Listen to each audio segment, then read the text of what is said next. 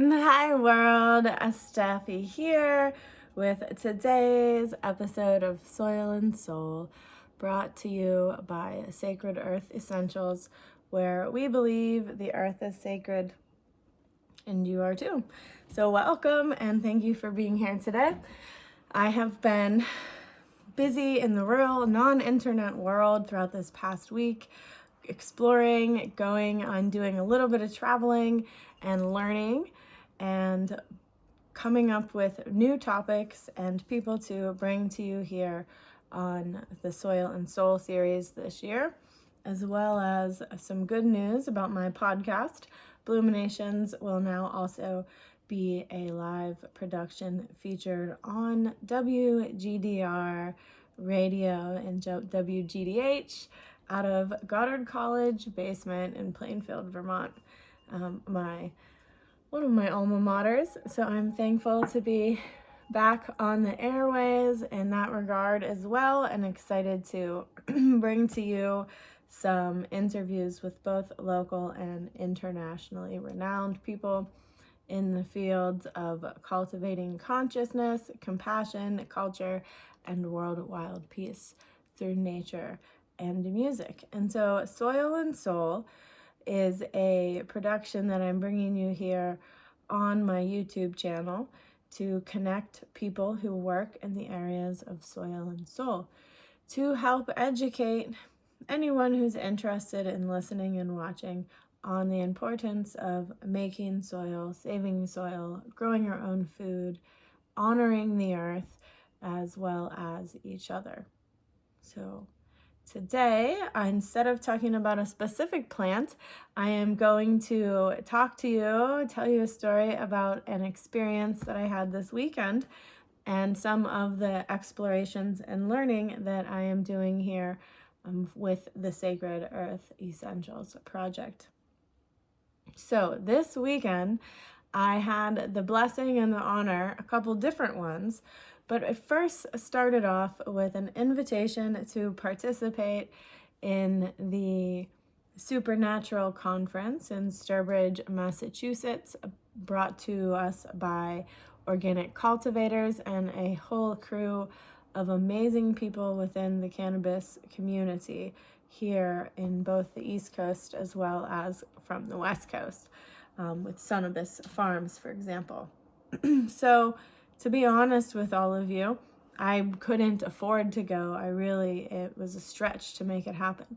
But because of how much I love cannabis and how much I love those people and want to be able to connect and develop stronger relationships and new relationships within that community, I did what I could to make it happen, to get there and to try and afford the hotel, for example. And so I always like to look for the blessings in the lessons, and this weekend was one of those examples. And so as I got there, super excited to make it happen, finally had childcare lined up, dog care lined up, everything ready to go. I get there, everything starts off great. And then I come to find out after posting about the Supernatural Conference that this weekend was also the weekend of the Organic Farmers Winter Conference here in Burlington, Vermont. And not only is it important for us to keep it local and have a very strong local community here in Vermont, I also grow different types of vegetables and berries and herbs, and so it was important for me to be able to go to that. But most importantly for me was that the keynote speaker was Winona LaDuke, and Winona LaDuke has been my real live living heroine since before I was able to learn about herbalism and be introduced to the herbal community here in Vermont and beyond. And Sacred Earth Essentials might not be if it weren't for the life and work of Winona LaDuke and people like Winona LaDuke. So I had to make a quick executive decision that was incredibly difficult, and it was based on multiple reasons. The combination of finances, learning how to be responsible and how to say no to things, no matter how much we would love to do them, if it's really not within, the truth of our means at that time. And that would have avoided, the conundrum. That in combination with, if I'm paying better attention to what is going on around me, especially within my local community, then I would have known ahead of time and been able to plan ahead of time for an event that was holistic, family inclusive, local, and more within my price range. Now, that does not mean that the Supernatural Conference was not an amazing lineup of professionals within the cannabis community. It was another once-in-a-lifetime experience. But based on my roots and my love of the Indigenous community and my life work of supporting Indigenous peoples and bringing awareness to not only the issues that are ongoing within the community, but also in how they honor the earth, and that ever since I was a child, this was instilled into me. And so I got to meet Winona LaDuke and went to the Back to Roots. This was the conference there in Vermont. And now, after I tell you a little bit about my experience with Winona, I also am going to go through and let you know every person who presented at the Supernatural Conference in part 2 of this video and the topics that they presented on. Because as challenging as this decision was for me, I'm still going to bring my whole heart here to the table and share the experience with all of you. And for me, it was a matter of honoring the earth and honoring my roots in Sacred Earth Essentials. Her book, All Our Relations, came out when I was in 9th grade, 1999. And then I bought her book at this conference here, the new one, How to Be a Water Protector, The Rise of the Wendigo Slayers by Winona LaDuke. And I will read you a small portion of this. And so why is this important to soil and soul?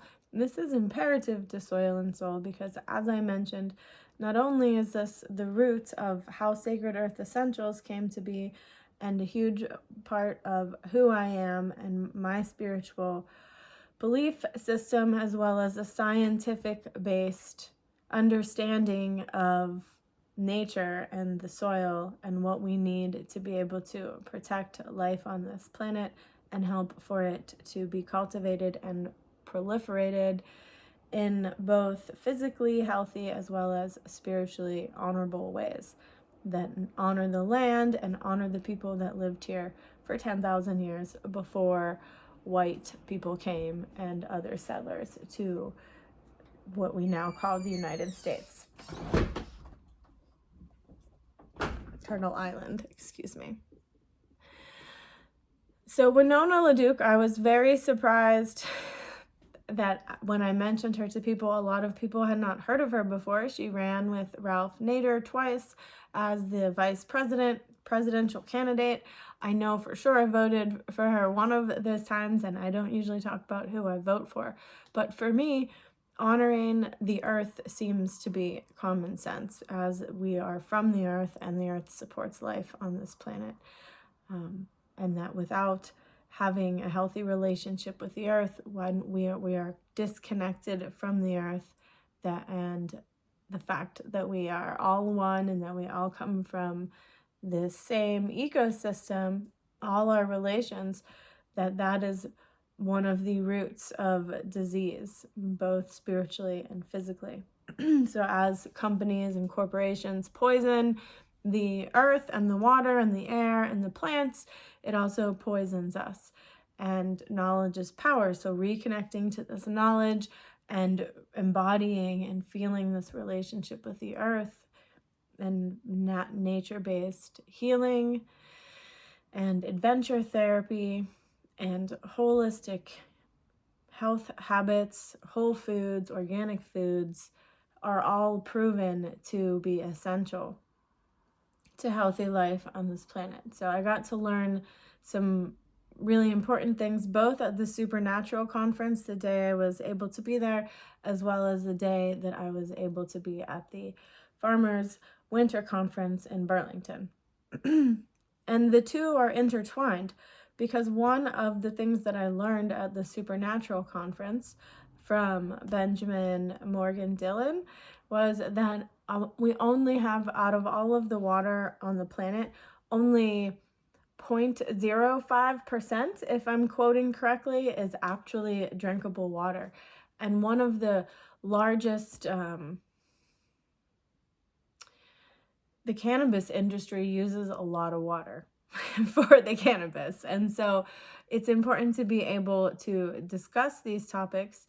And for many people, when you talk about how something affects their dollar, they can become very defensive. In the same regard, when we talk about the things that affect the earth, a different group of people could also become defensive. And so finding ways to work together that really honor and care for the earth. And as I'm beginning to read her book, I can't read her book without crying. And I've always been this way, specifically about earth and indigenous-based topics, because of the amount of grief that is involved in generations of family experiencing these types of atrocities to present day. And when Winona does mention at one point, like, there's not a day that goes by that she's not, the topic of white people doesn't cross her mind, versus how often do we white people think about indigenous issues. And that is part of the point of that we're all related, is being able to look past these things and find out what is the common ground where we can connect. And the earth, in my opinion, is definitely a common ground where we can connect on protecting the earth, protecting the water, and that also protects ourselves. And we can learn about different cultures and learn how to honor, respect, and appreciate different cultures without losing touch with what we identify as our own.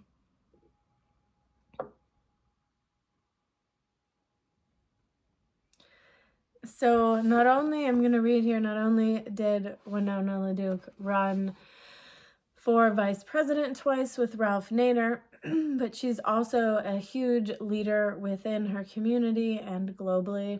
One of the things that I learned when I read All Our Relations was about corn diversity, and how in heirloom corn, before it was genetically modified, that there are 10,000 of different varieties of corn. And that this corn, before it was genetically modified to be, high in starch and sugars, and being modified to even have natural insecticides that release from it, that corn is not nutritious to our body, and the way that corn is grown is very detrimental to the soil.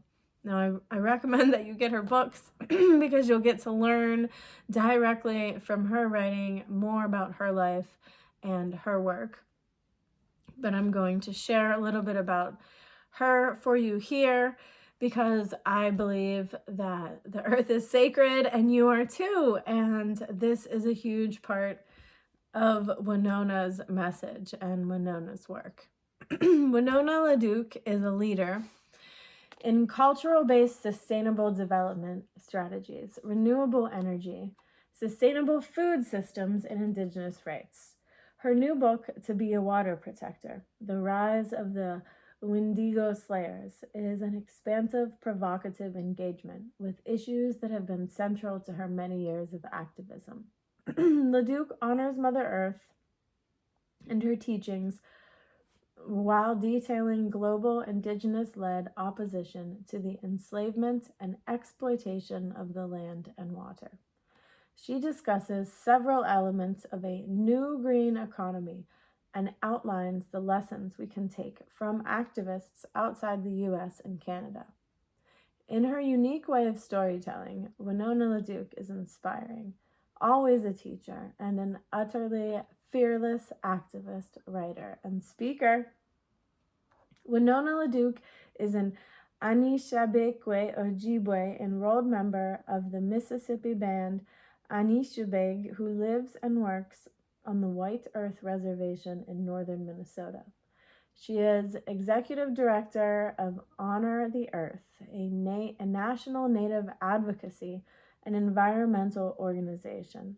Her work at the White Earth Land Recovery Project spans 30 years of legal, policy, and community development work, including the creation of one of the first tribal land trusts in the country. LaDuke has testified at the United Nations, U.S. Congress, and state hearings, and is an expert witness on economics and the environment. She is the author of numerous acclaimed articles and books. So, at the risk of hurting other people's feelings or insulting people, and I deeply apologize for that, I left the Supernatural Conference on my own supernatural journey to meet Winona LaDuke and fulfill a childhood dream of mine. And I believe her presence and her speech was deeply healing. And not only that, but my son got to experience it, and my son got to meet her as well.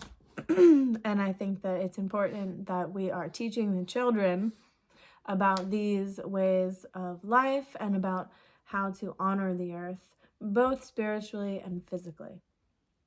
One of the things that she talked about was the about Standing Rock and her experience there, and about the different types of pipelines and the different types of things that happen with the land, and how the land and the water, billions of gallons of water, are still to this day being stolen from the native peoples in these regions and other regions.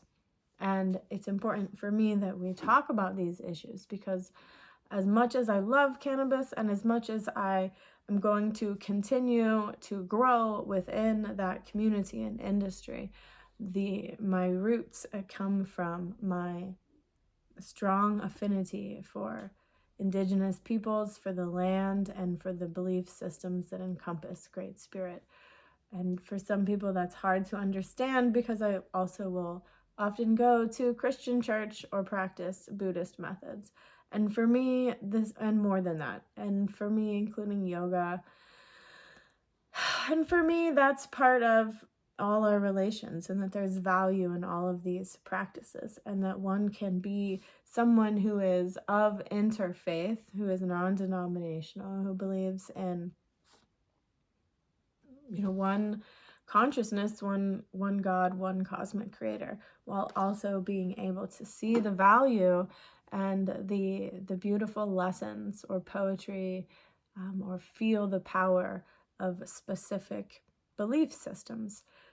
I can be aware of corruption and misinterpretation and misuse of history in different religions. That is separate from being connected to the one, and to the one consciousness, the one God, Goddess, love, Great Spirit, great mystery.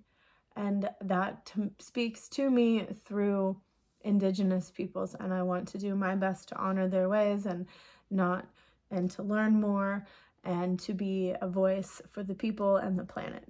And one way of me doing this is to share the work of Winona LaDuke and her impact on me, and how I'm here today talking to you about her.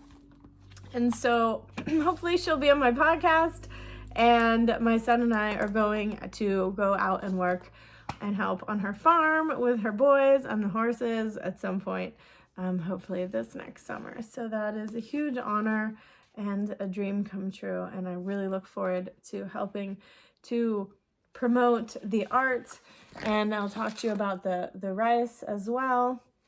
and the work of Winona. There's also a cafe there. She also grows industrial hemp, which is something that we'll talk about. So it also ties in to the Supernatural Conference.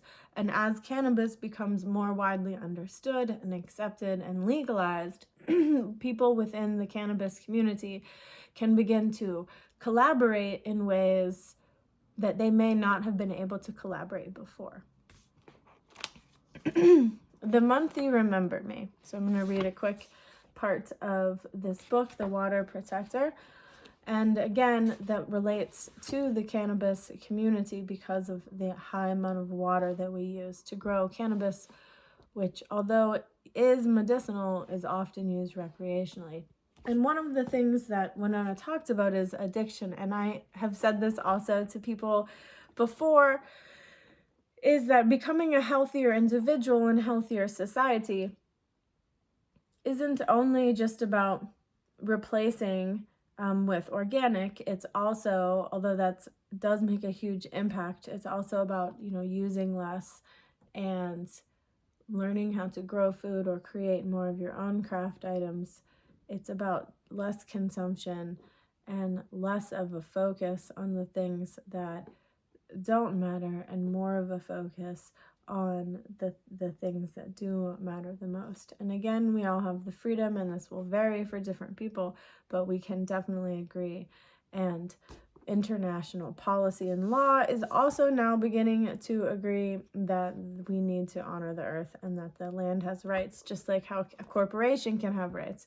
And speaking of corporations, I have to mention this, I would like to mention this, that one of the things that I learned from Winona is that there are fields surrounding her farm and the community there that are continuing to be poisoned with different types of chemicals from large corporations, such as the companies that supply, for example, the potatoes to McDonald's. So as much as we want to be able to feed people affordably, we need food that isn't also poisoning people at the same time. So it would be great, it would be really cool if those companies that are growing potatoes for McDonald's or in other places like that could begin to do it in ways that are healthy for the planet and healthy for people. And when we're looking at human rights and earth rights, it is a violation of both of those to be poisoning the land in that way. And so there's many different violations happening on many different levels. And part of the reason why not a lot happens about it is because of that disappropriation, the disproportionate power dynamics that are in place.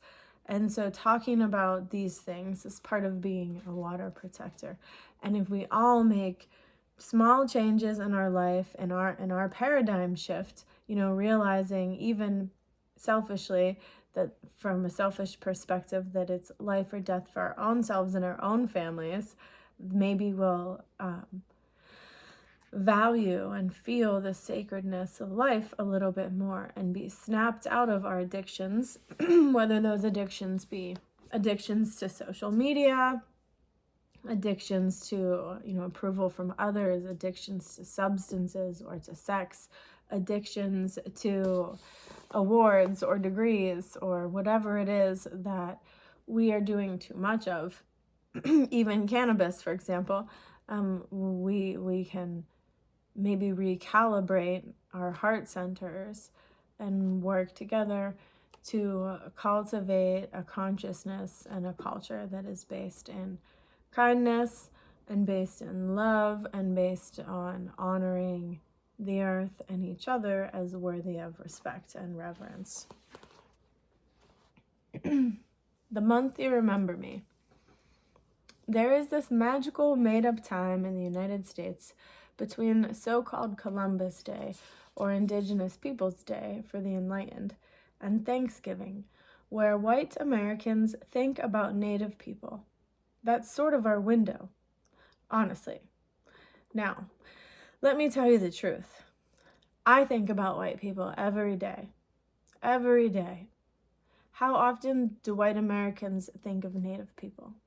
Rarely.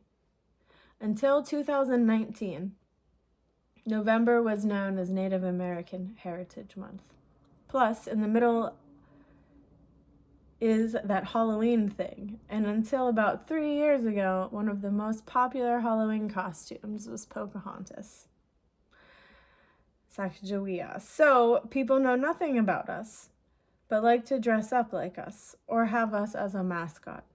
Sadly, President Trump renamed Native American Heritage Month as National Founding Fathers Month, so we might have lost out on a few seconds of collective acknowledgement. In other words, will you still think about Native people if we don't have a month? We are invisible. Take it from me. I travel a lot and often ask this question. Can you name 10 indigenous nations? Sometimes I ask for 25. You can ask this in a room full of PhDs or a lecture hall full of college students. And often no one can name us if we are to be named. It is Lakota, Cherokee, Navajo, Cheyenne, Blackfeet, mostly Native people from Western, or maybe that Cherokee great-grandmother someone believes they have. This is the problem of history, writing out the victim, making the victim disappear. There is no victim, so there was no crime. We just disappeared. And always, when I am traveling, there will be this feeling that someone has seen a unicorn in the airport. That would be me, in my Pendleton jacket, an apparition from times long ago. There will be that awkward question about whether I am Navajo or Cherokee, and then we will sort it out, depending on how much patience I have. Most people are very well-intentioned. What do I want to tell you while you are thinking of me? Let me squeeze this in. There are over 700 indigenous nations in North America. And in Guatemala and Bolivia, in South America, we are the majority population. 2 indigenous presidents have been elected, Evo Morales in Bolivia and Hugo Chavez in Venezuela. We are doctors, lawyers, writers, educators, and we are here. We are land-based and intend to stay that way. Our land and water is our life. I hear white people, using the term white as a social construct, talk about how the Americans gave us land. Treaties reserved land, and reservations were reserved. America was stolen or purchased for a pittance. President Andrew Jackson forced the removal of thousands of our people and then sold our land. Some historians point out that Jackson's Louisiana Purchase knocked U.S. debt from $58 million in 1828 to $38,000 in 1834. Good deal, except for us.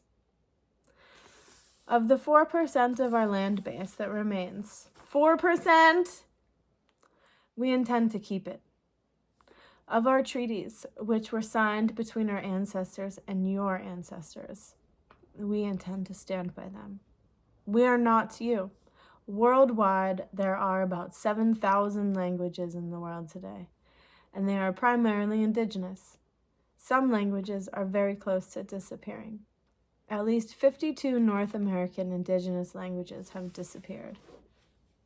46 languages are known to have just one native speaker, while 357 languages have fewer than 50 speakers.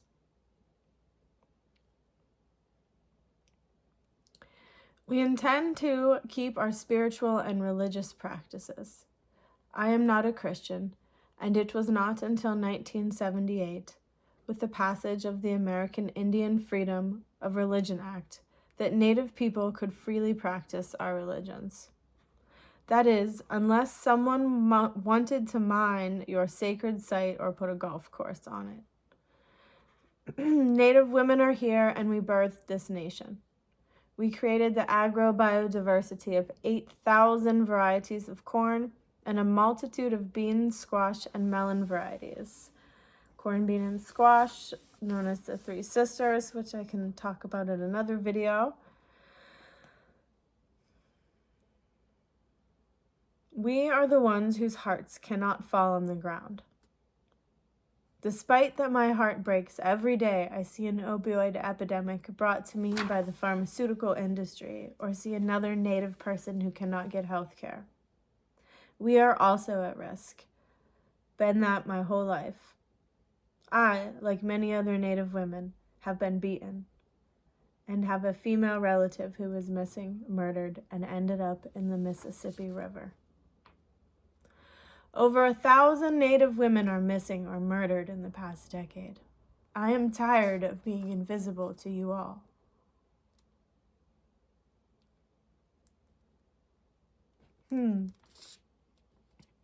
I am tired of the lack of compassion of the settler state, or a president who slashes healthcare and access to food, or the state that seeks to contaminate and the remaining wild rice with sulfide to keep a dying mining industry afloat.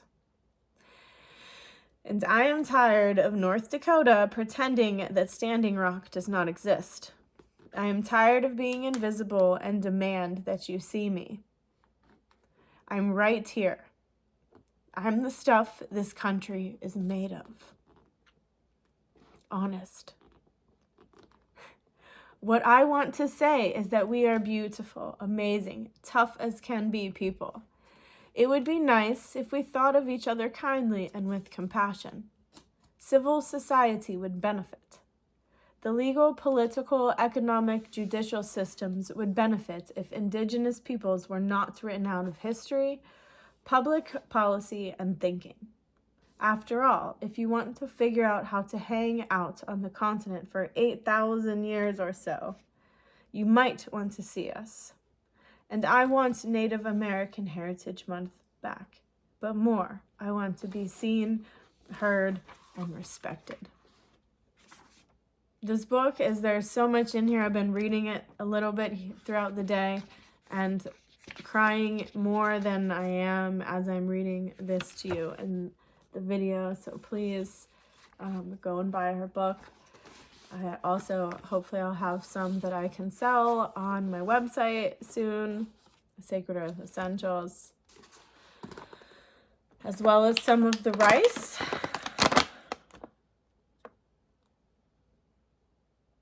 Manoomin, the food that grows on the water. Anishinaabe traditional wild rice by the water protectors. Traditional harvested organic Manoomin are Treaty Territory's finest. 100% pure, natural, hand harvested, and wood parched Anishinaabe wild rice. Uniquely indigenous to these treaty lands in northern Minnesota. HonorTheEarth.org.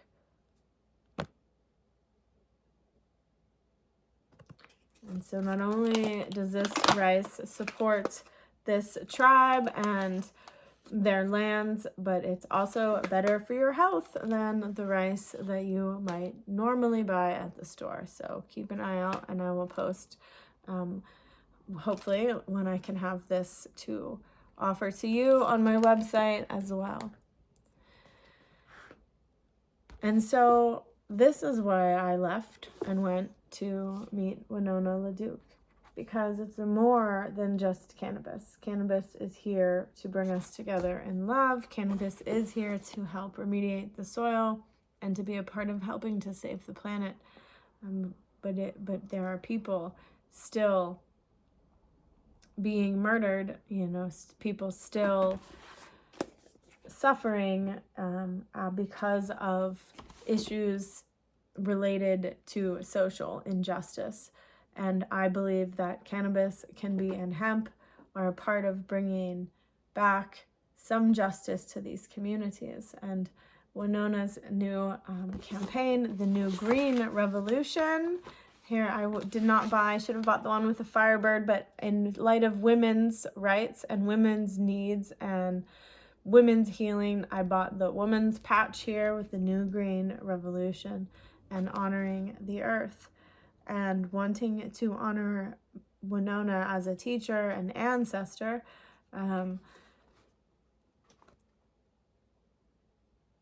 By showing up for her in Vermont. And we were able to get some traditional seeds, corn seeds as well. There are blue, red, and some yellow in there, non-GMO seeds straight from none other than Winona LaDuke. She should be taught about in every current event social studies course. I think every woman should know about Winona LaDuke, and anyone interested in topics related to Indigenous and Earth rights also should know about Winona LaDuke. And my hope, my prayer for her is that they're able to buy up all the lands around them and be able to restore them to their original state, their original healing. And that sounds like a huge thing, potentially not able to go back, but definitely new green. And I also ask that those companies who are poisoning the lands and the waters around that region, that they stop immediately and that they make amends, because when you harm someone else, when you harm the earth, you're harming your own self, and you're harming your own family, because we are all related. She talked about also having one spoon in one bowl. She had a lilac spoon, a beautiful lilac spoon. I have this yellow birch spoon here that was hand carved by a local Abenaki man, and I was able to get this at Indigenous Peoples Day here in Vermont. And meanwhile, I'm wearing a Morgan shirt, authentic Morgan, Vermont. This was not originally called Morgan, Vermont. I am on unceded Abenaki land territory, and I'm thankful to be a partner with this land here, and hope to learn more about the local Indigenous community and to be able to participate in giving back to the community more and more over time. And one of the ways that I do this is by sharing the local products, and as well as, for example, the product here with the water protectors, Manuman wild rice. And you can keep an eye out on my website for more specific offerings of Indigenous arts and Indigenous grown products. And so if you are interested in collaborating with Winona on hemp, what they could really use is 5,000 acres of land for growing industrial hemp on, and the equipment to process that hemp. So if you happen to be in the fashion industry, or you happen to be in an agricultural sector interested in growing industrial hemp, because hempcrete is also an essential building medium for the future, and you would not only be helping to support the earth, but you would be helping to support the Indigenous communities and a woman-led business out in Minnesota. And so please, if you do not know of Winona LaDuke yet, check her out online.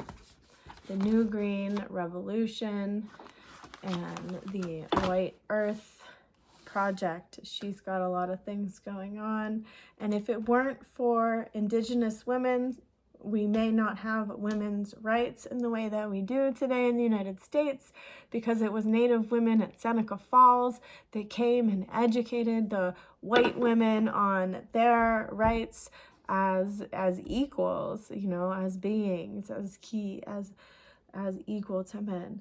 And that in many Indigenous tribes, women actually, and I was reading a quote by an Indigenous male leader recently, that the belief is that if they allowed the women to run things, the world would be a better place, because women have a different view and a different ability to share compassion. And that being able to bring back that power, that feminine power, to balance out the energies on the world is essential. And part of that process is honoring the sacred and honoring the earth and honoring the Indigenous peoples, and pretty much honoring every people who have experienced atrocities throughout the course of time, and trying our best to bring amends to those situations and to bring, peace and justice to planet Earth in the best way that we can. And for some of us, that may be working with kids. Some of us, that may be growing rice and protecting the water. For some of us, it may be growing cannabis or hemp, or writing books, or saving seeds and growing food, real nutritious food.